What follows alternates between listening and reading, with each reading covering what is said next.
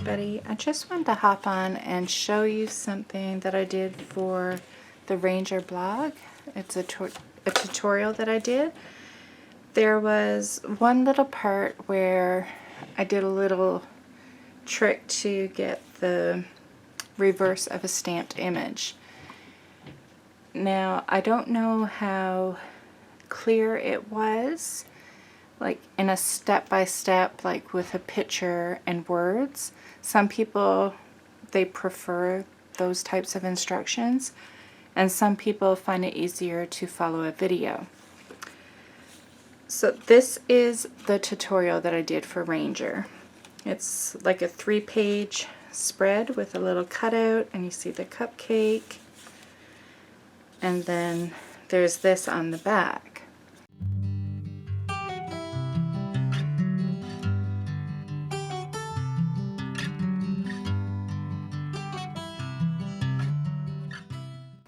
So you notice this kettle goes this way, like the spout points to the right, but here it points to the left, and it's the same stamped image.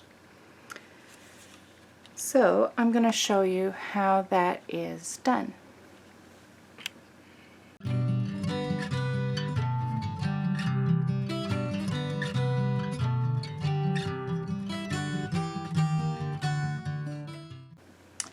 Hi everybody, I'm working on a tutorial for Ranger, and I wanted to share something with you that I thought it's a great tip. Now, I can't show you exactly what I'm working on, but I found a technique that works. I needed an image, like a stamped image, but in reverse. So this may already be out there, I don't know. But this is this kettle. Now, if you would stamp this on your paper, the spout would be this way. But notice it is stamped on paper and the spout is that way. So how I did this is I mounted my stamp to an acrylic block. Then I have my Ranger gel press plate mounted on here, on this Dilutions journaling block, and I'm using some Ranger Jet Black archival ink. Now the image is not going to come out as clean and as crisp as a regular image. I mean, maybe it can if you have a steadier hand, I don't know, but I would think you're not going to get as clean and crisp. Like, it's going to look, it almost has like a milky look to it, but I'm guessing that's because, you know, it's a gel plate. But I mean, that is still a good image, and if you want it more black, you can just trace over it with a pen. For the amount of times that I'm going to need the image in reverse, I'm totally okay with this. So what I did, and again, you may have seen this before. I may have done this before and I just can't remember. Who knows? But I stamped my image, and I'm trying to get it very, very inky.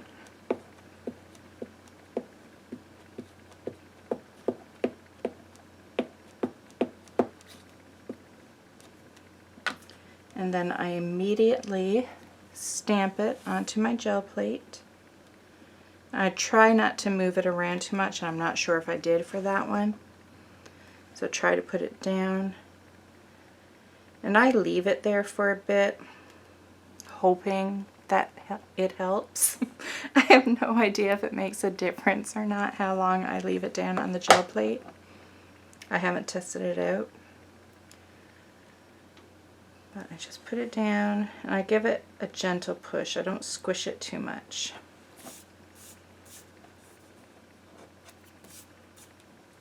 And as soon as I take the stamp off, I'm going to take this acrylic block with the gel plate on it and turn it and stamp it onto my paper. And I want to do it right away because I don't want to give the ink a chance to dry on the gel plate. So you can see the stamped image. You can see it right there. And even here where I put it down onto the paper, I leave it there for a bit. Again, I don't know if you need to, but it looks like I may get a better image than I do with my kettle.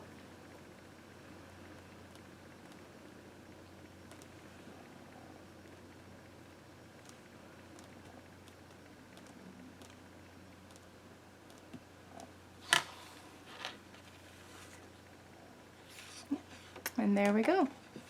We have the teacup that way. So again, if I had stamped it regular, the handle would be on this side. So anyway, I thought I would share that tip. I feel it comes in handy if you have like a cutout on a journal page and part of it is showing through, like a part of your stamped image is showing through on the other side of the paper.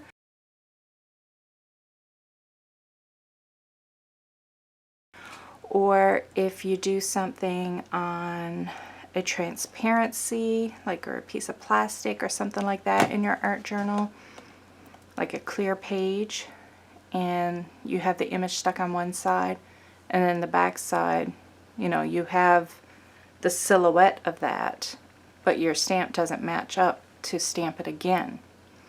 But this way, it'll be going in the direction you need it. So hopefully this helps you out.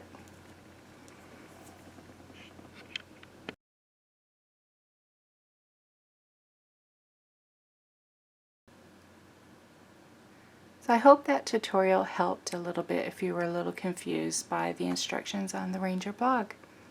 And I hope you give it a try and it creates even more possibilities for you in your journal play.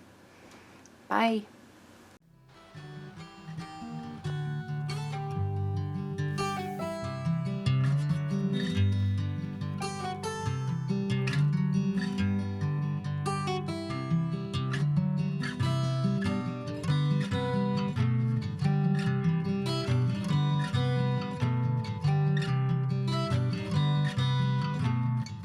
Thanks so much for stopping by.